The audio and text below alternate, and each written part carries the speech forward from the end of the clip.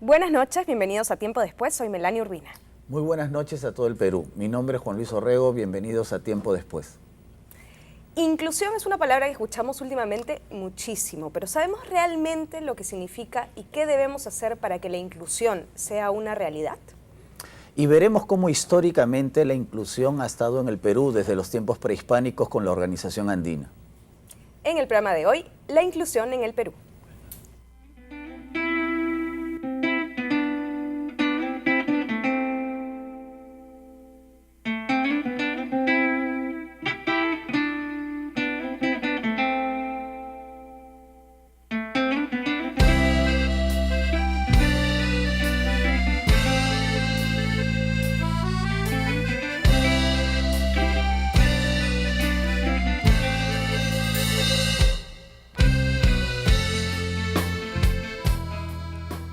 En el programa de hoy tenemos a dos invitados muy especiales. Me toca presentar a Carolina Trivelli, ella es ministra del MIDIS, que es el Ministerio de Desarrollo e Inclusión Social. Bienvenida, Carolina. Muchas gracias por la invitación. Gracias por venir.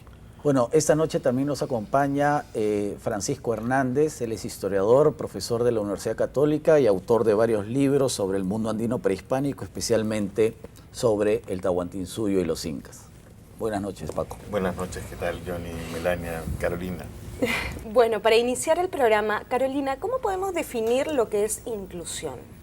Inclusión es una nueva manera de pensar en dos cosas que han estado muy en la discusión en los últimos años. Uno es ejercicio de derechos, es decir, nosotros por ser peruanos, por haber nacido en este país, tenemos derecho a algunas cosas.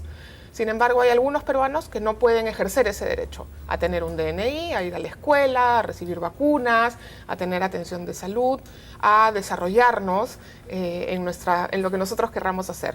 Y entonces, la primera tarea de la inclusión es asegurar que todos podemos ejercer esos derechos, que sin importar dónde hayamos nacido, qué idioma hablen nuestros padres, cuánta educación tiene nuestra mamá, si tenemos o no dinero, podamos ejercer esos derechos que nos asisten por el simple hecho de haber nacido en esta tierra. Y lo segundo es la promoción de igualdad de oportunidades. Dos niñas, una que nace en Lima y una que nace en nuestra Amazonía, tienen que tener la misma oportunidad de salir adelante, de hacer lo que ellas quieran, ¿no? Esto no quiere decir que van a hacer lo mismo, sino que tienen que poder tener las oportunidades que requieran para que, si son emprendedoras, si son muy trabajadoras, si son muy creativas, puedan desarrollar eso que ellas son, ¿no? Entonces la tarea es doble, ejercicio de derechos e igualdad de oportunidades.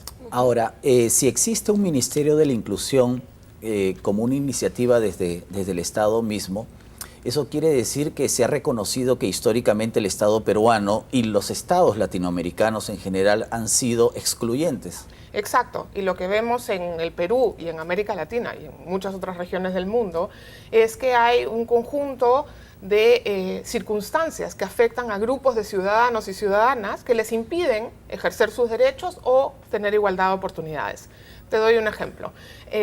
Si tú vives en una zona muy alejada y no hay escuela donde tú vives, claramente los niños de esa zona no van a poder llegar a la escuela, ¿no? Entonces están siendo excluidos, ¿no? Y limitados en su posibilidad de ejercer su derecho a obtener la educación pública que nos corresponde a todos los peruanos. Ahora, pero la inclusión no solamente implica, por ejemplo, la presencia física de una escuela rural, porque puede estar la escuela rural, pero si la educación que imparten en la escuela rural no es de calidad, la exclusión sigue existiendo. Exacto, no tenemos igualdad de oportunidades. El niño puede ir a la escuela, pero si recibe una educación que no es de la misma calidad que la educación que recibirías si vives en una ciudad o si tienes dinero para pagar educación privada, ¿no? La brecha, la distancia entre el niño que va a la escuela rural y el que va a una escuela en una zona urbana crece y las oportunidades de esos niños van a ser distintas cuando terminen la escuela.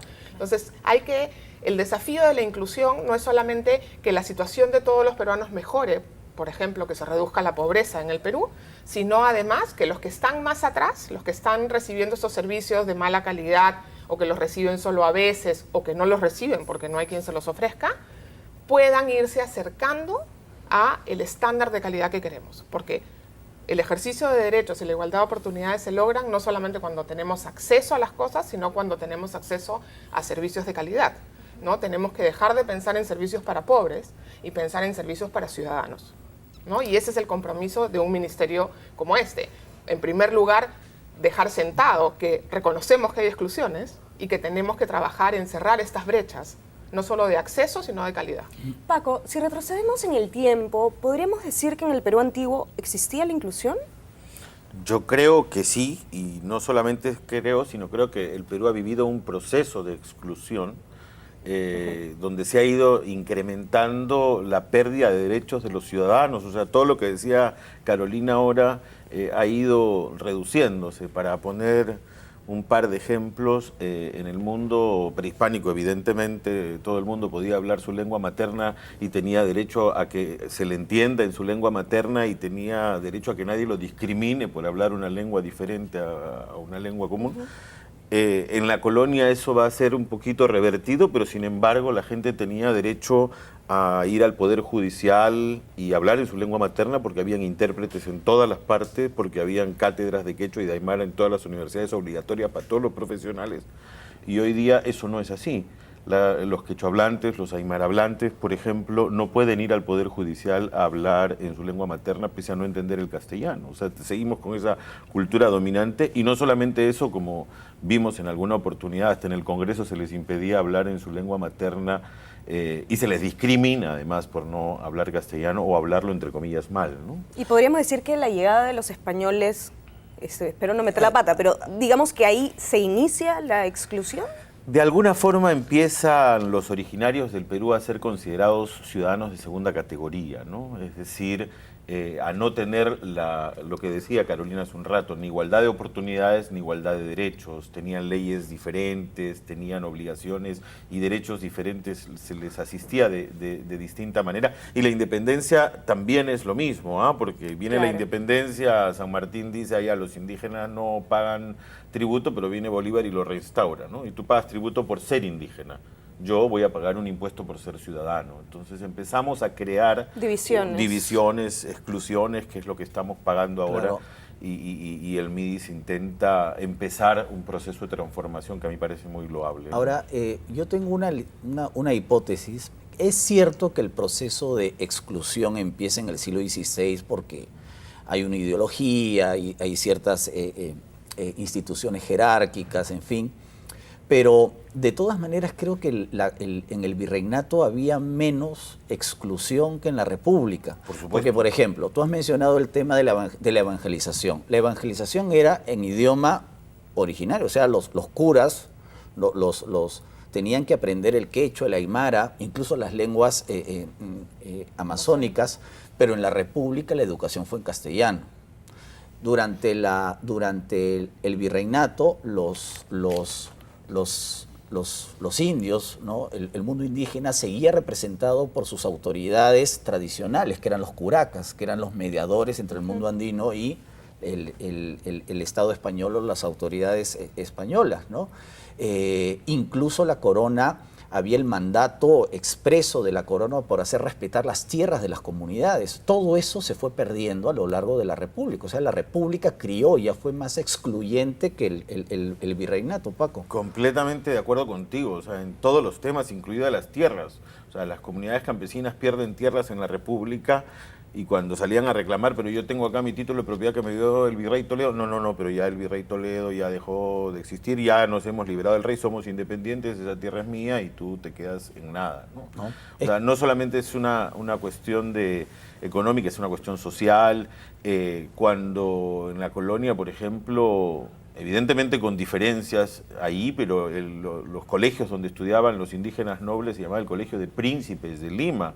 Claro. Y el San Francisco de Borja en el Cusco, donde estuvo Túpac Amaru, por ejemplo. En el mundo republicano, los indígenas tienen ya la categoría de no ciudadanos, ¿no? Un proyecto que sí fue inclusivo fue el de Túpac Amaru, por ejemplo. La rebelión de Túpac Amaru llamó en su entorno a españoles, a indígenas, a negros, a criollos y a todo el mundo con el único objetivo de derrocar al rey, ¿no? O de combatir el mal gobierno. Exacto. ¿No? Y voy a decir una herejía, ¿no? O sea, por ejemplo, cuando Castilla abolió el tributo de los indios, a la larga le hizo un daño a los indios, porque si los indios tenían que pagar tributo, lo hacían en dinero. y ellos tenían que producir para lograr excedente, ¿no? Y conseguir dinero para pagar el tributo. Pero ahora que ya no se pagaba el tributo, el Estado ya no tuvo la necesidad de proteger las tierras.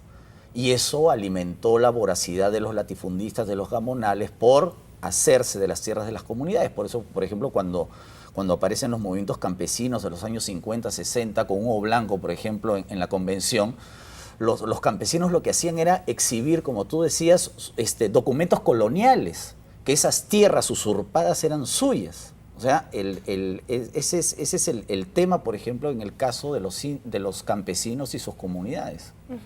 Bueno, tenemos que irnos a un primer corte, pero ya regresamos. No se mueva.